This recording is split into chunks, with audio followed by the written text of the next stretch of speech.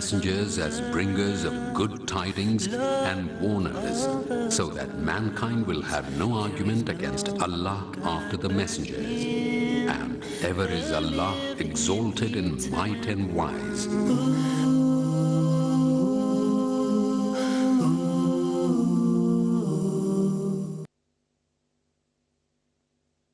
Bismillah, alhamdulillah. We've been talking about the different prophets and their lives ever since the time of Adam and to Noah. We've discussed a lot about the prophets even who went into Arabia. But now I'd like to talk about the sons of Ishaq. And who is Ishaq? And we'll have to talk about his father too before we can do that. The father of Ishaq and Ismail is known as Abram. That was his first name, and then later he was called Abraham. And Abram, when he was little, very, very little, he was what's called a middle child. Do you know what a middle child is?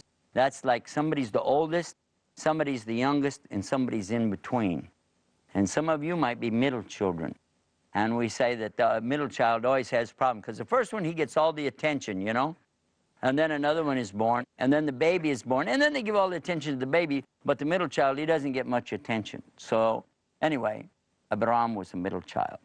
His father was about 70 years old when he was born, so his father was very old. And the people of the time of Abraham, what they used to do, they used to worship different things. Some people worship wood, stones, and things that we've talked about before, but some of them also worship the things up in the heavens. They worship stars, they worship the moon, they worship the sun, and these things were appealing to them for worship. Now, in the case, though, of his father, what he used to do is make these statues. Not only he worshiped them, but he made them, and he sold them. Pretty good deal, huh? So he was going around worshiping these statues, making these statues, and some of them he made small, and some he made very big. And when Abraham was small, he used to play on top of them. Can you imagine this? And he observed that sometimes he could make big ears. His father might make very big ears on him. Sometimes he makes small ears or a big nose. And he was thinking, how could this be a God if you can make it? If you can make your own God, what would that be? We have a good example of this that happened after the time of Muhammad sallallahu alaihi wasallam.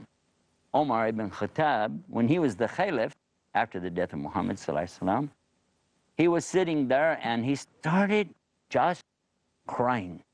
And then he started laughing.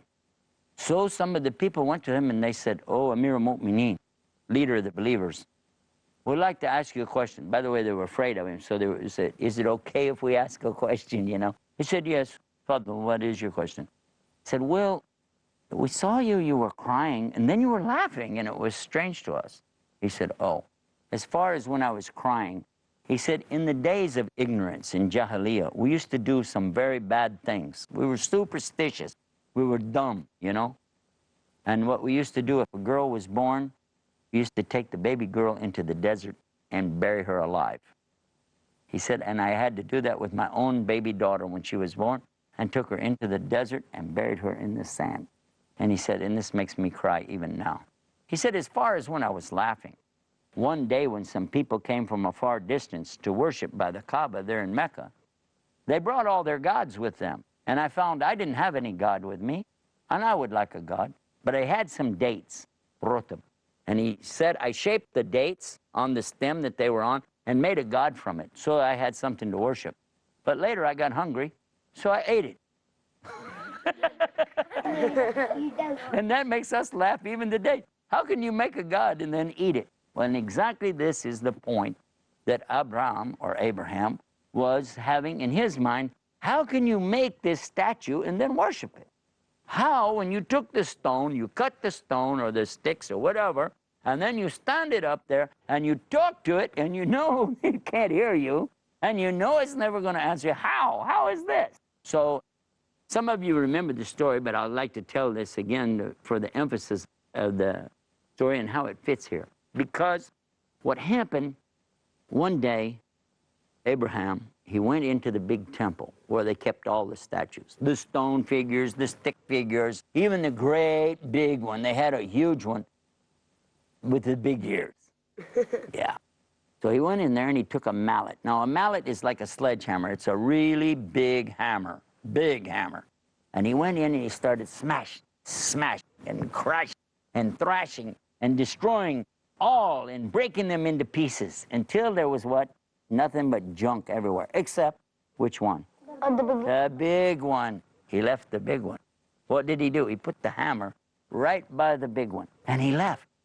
So when the people came, my God, what's happened? Look, all of our statues are broken. Who did this thing? All the stone statues, the wood statues, everything is broken. Oh my God, what happened? Look at this. Look at this. And they're crying and worrying. And they said, who did such a thing? They said, remember the boy? Remember the boy complaining to us about our statues? Ah, let us go see. And so they went and they found him. And they brought him into the temple. They said, look about you. What do you see? Well, what do you say? What do you say about this? He said, why are you asking me? Why don't you ask the big one? He's the one with the hammer. And look what they said. He can't hear and he can't speak. And that's when Ibrahim alayhi salam said, then why do you worship him? Because when people worship, they're asking. They need something, so they ask. They're asking a statue. Can statues hear? No.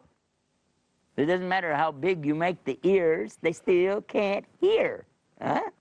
It doesn't matter how big you make the mouth, they still can't speak. And that's exactly the problem that they had at that time. Same as today, when people worship these rocks, sticks, stones, and bones, isn't it? We talked about the first part of it, which is the statues made from stones, rock, bricks, and whatever, wood. But some of the other people, they were worshiping what? They were worshiping the heavenly bodies, the stars, the moon, and the sun. What about that? So Ibrahim, alayhi salam, he knew that the statues didn't get it. But he began to look for his Lord, and he was thinking, okay, let me look to the heavens. And Allah showed him the stars at night. He looked up and he said, this is my Lord.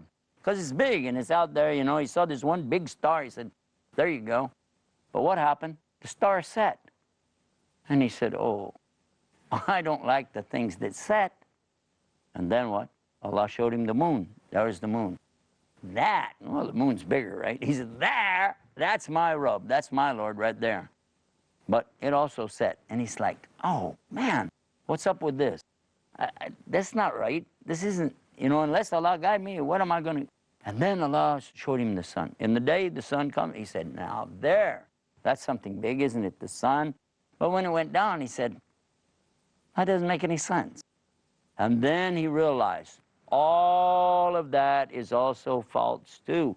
Worshipping something just because it's far away, just because it's up in the air, it still is the wrong thing to worship. It's not Allah. So he went back to his people and he said, I am free from you guys and all that you worship. I don't care if you worship rocks, sticks, stones, bones, stars, moon, sun, whatever. I'm out of here. I don't do it. I don't like it. That's not me, right? So, and I want you to think about this and see how this makes sense to you. If you can see it, that's not Allah. If you can hear it, that's not Allah. If you can smell it, taste it, feel it, imagine it, not Allah. No human being could be Allah because you can see them, hear them, right? Food, you can taste it, smell it, that can't be Allah. So anything that your senses perceive, that is not Allah. Allah is beyond your scope of imagination even. So we as Muslims, we don't even try to imagine who is Allah or what is Allah. Or we don't even say, okay, Allah is here or Allah is there. No, Allah is outside the creation. Make sense? And this is what Ibrahim was trying to tell his people. He was trying to make it clear to them that all this you have is nonsense. No brainer. Well, by the way, do you think they like to hear that? No. People always hate to hear that, don't they? They rejected this idea right away. No, no, no, no, no, no. Come on, man. Get off of that stuff. And they start their normal arguments that always happen between prophets and their people, arguing, yes, but, yeah, but you don't understand, and this is something we did for a long time, and, you know, and he went through this thing with them. And by the way, they were pretty upset about what he did to the statues in the temple, too. So much so, if you remember the story, that Nimrod condemned him to be burned. Remember that? How big was the fire? Was it big? Yes. How big? Huge. He said, I need a fire. I need a fire so big that no fire ever been like this fire before. And they did. They began to make this fire bigger and bigger and bigger and bigger until it was so huge you couldn't see across to the other side. You couldn't see around it from this side or from that side. It was this big of a fire. And flames reaching up into the sky higher than you could see. It was a huge fire. And he said, now, throw him in. Well, the people who grabbed Ibrahim and ran to throw him in, they caught on fire and burned up because it was too hot. But Ibrahim didn't burn, by the way. And they said, how are we going to get this guy into the fire? And they invented something right then called the catapult. And that is the thing which is like a long telephone pole, a long board, you know? And you put it like this, and you have an axle in there like this, and then they pull it down, down, down, down, and then, huh? The lever. Yeah, like a lever, and it goes shoo, and throw him into the fire, right? And know what happened? Even the people doing this got on fire. Even the people doing this caught on fire. It was too much fire. And then, pow! Now Ibrahim is inside the hottest, biggest fire ever on earth. Guess what? Allah said to the fire, "O fire, be cool for Ibrahim." Be what? Cool. Cool. Didn't say cold. Otherwise, he would be freezing in there. But he said, be cool. So it was cool. And so Allah let him stay in there. Not just minutes, not just hours, days, days, days and nights. He stayed in the fire. And I'm sure, you know, Nimrod, he was probably going, we burned that guy up. We sure burned him up. Oh, everybody's like, oh. And then he came walking out, and they went, oh, what's that? Whoa, he come walking out. What's that? Whoa. Now they know, uh-oh. One of the things Ibrahim did, he had a discussion with Nimrod. Nimrod was a bad king, really bad. He was telling people he was Allah. He told people, I'm the Rabb, the Lord. And that's when Ibrahim said to him, you know, my Lord is the one who gives life and death. Nimrod said, I can give life and death. Check this out. And they brought some people. He said, kill those and let those live. Now, you see, I gave death and I gave life. What do you think about that? And they were like, oh my, you know, what kind of guy is this? Ibrahim said, my Lord is the one who makes the sun come up in the east. Why don't you make it come up in the west? And he can't. He can't do it. And in this way, Allah smashes these people. By the way, if you think about it, a human being saying that they have power, any human said, I have power, I have something, and they start acting like they have something of God in them, just ask them one question. Can you make one hair grow from your face while we watch? Go ahead. Go ahead. And they can't. One time I had an argument with an atheist in a university, and he was telling me, we're all like gods, really. I said, what? I thought you don't believe in God. He said, well, really, we're like gods. I can make things happen. I can do this. I can do so-and-so. I said, you can. Oh, well, aren't you something then? I said, well, let me ask you a question. Could you, like, eat a lot of food? He said, sure, I could. I said, could you go without a lot of food? So what do you mean? I said, well, we're Muslim. And that means in the month of Ramadan, we don't eat or drink, but just during the day. Could you go a whole month, night and day, no food and no drink? He said, no. I said, why? He said, I would die. I said, I thought you said you were like God. God doesn't need to eat. He doesn't need to drink, does he? He also doesn't need to sleep either. So when these people begin to tell you these things, you just stop and think. They're not God. In fact, no human being can be God, because God needs nothing. Human beings need everything. And where do we get it from? From Allah. So anyway, Ibrahim, of course, has this argument with him. But now, as you can tell, things got pretty tough around there, and he decides he's going to leave. Allah inspired him to take his wife, his family, and leave and begin his migration, which is quite a story in itself. But by the way, before we leave this story, would you like to know what happened to Nimrod? Yes. Yeah. It's kind of funny story. You know what happened? Now, he's telling people, I'm the Lord, yeah? Remember? Big guy. Yeah, that's what happened. That's exactly what happened. Allah took something teeny, tiny, so small, like what? Like a mosquito or smaller, and it went in his ear, went down the eustachian tube, down, down, and when it got real close to the nose, it bit him. Now, this hurt so bad, worse than an earache, worse than a toothache. It was horrible. He was like, ah! And he's calling his doctors and his magic people, everybody around him, help me, help me, help me. And they said, well, try this and try that. Nothing would work, and sacrifice to their gods and all this stuff. Nothing worked. Help, help, help. But they used to wear what kind of shoes? Wooden shoes. And they took a wooden shoe and pow, they hit him beside the head. When they hit him beside the head, it shook up everything in there, and the bug stopped biting him. And he was like, oh, thank you so much. I'm okay now. I'm okay. And then he bit him again. He was like, ah! And then, bam, it hit him upside the head again. And this is like, and it stopped for a minute. And then, bam, it came again. And the biting and the hitting and the biting and the hitting and the biting and the hitting. And that's why and it killed him. He died. Oh, yeah. And even today, we still say, quit bugging me. You're bugging me to death. You could laugh if you want to. That something small, something tiny like this, if that can destroy him, he's not God, is he? No, and you shouldn't say that. But by the way, even today, we should think that something small that you can't see, that we know exists, that can be in the air. Like when you have germs, you don't see germs, do you? But they can be in the air, and they can go in your nose or in your mouth, right? And you can get sick, can't you?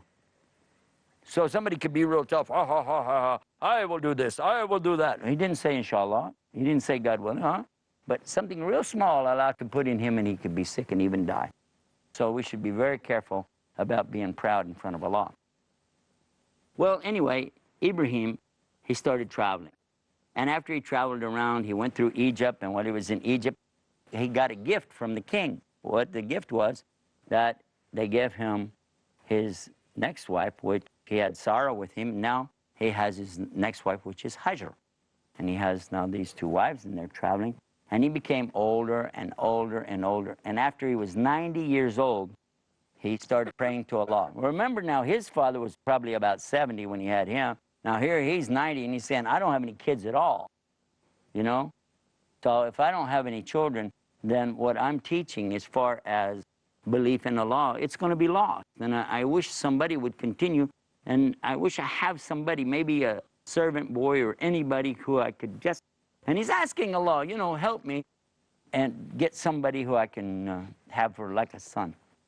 An old lady going to have a baby? But for Allah, he can do that easy. So he had a child. And the child that he had became known as what? Ismail. Ismail. And we have somebody with us today named Ismail too, huh?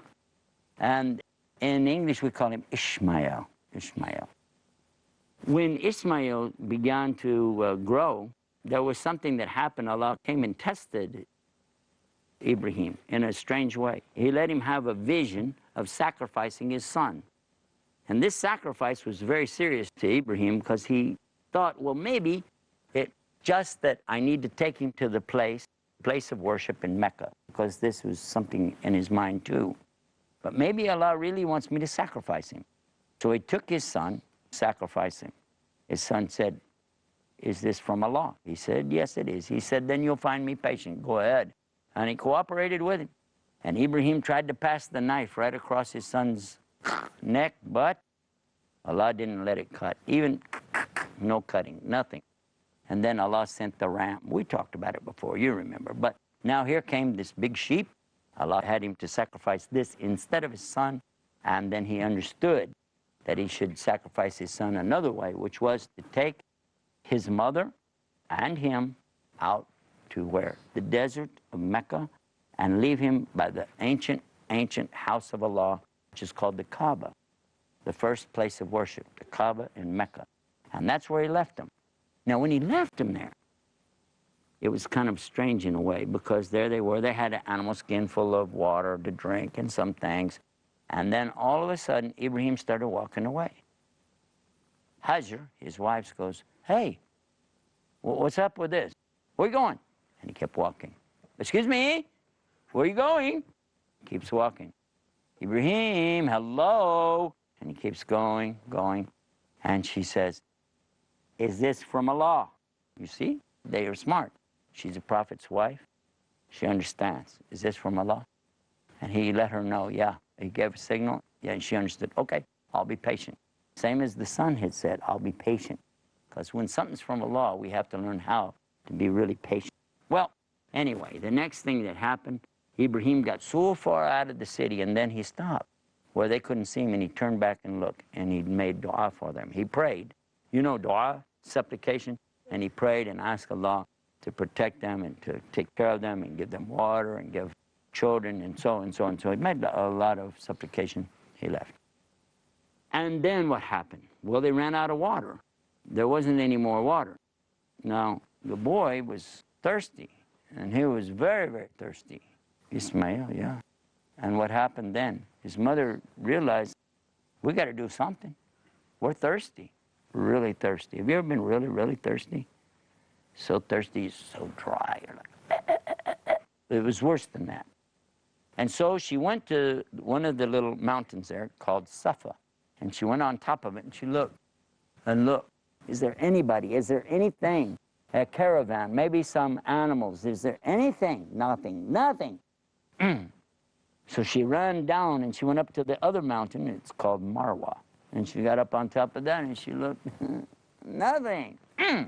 And back down again. Maybe something came while I was over on this mountain, and she looked over there, and no. And then back down on the other one, then back over here, and then back over there, and then back over here. And she kept doing that until 7 times. And she was really worried, you know, we need water. Allah, we need water, you know. And then what happened? Allah sent the angel. Angel who? Gabriel, alayhi salam, the archangel. And the angel came and made it so that the boy's heel, the heel, when it strikes the ground, what will happen? The water came. The water came out. You know this story? And the water started coming out, and coming out, coming out, gushing out more and more and more and more and more and more. It started coming really fast, really fast, really fast. And she started pushing the dirt around, you know, to kind of dam it up. She said, we're going to have too much water all over. And in her language, remember she was from ancient Egypt, she said some word that means go back. What did she say? Zam. Zam, zam, zam, zam. And what do we call it today? Zam. Zam. Go back, go back. Stay contained.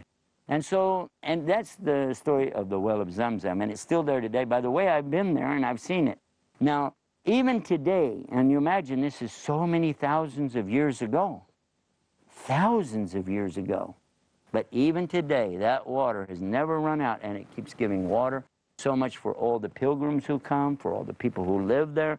They use this water for everything. And it's not just normal, just H2O. No, it has minerals in it. So delicious. Assalamu alaikum. Wa alaikum salam.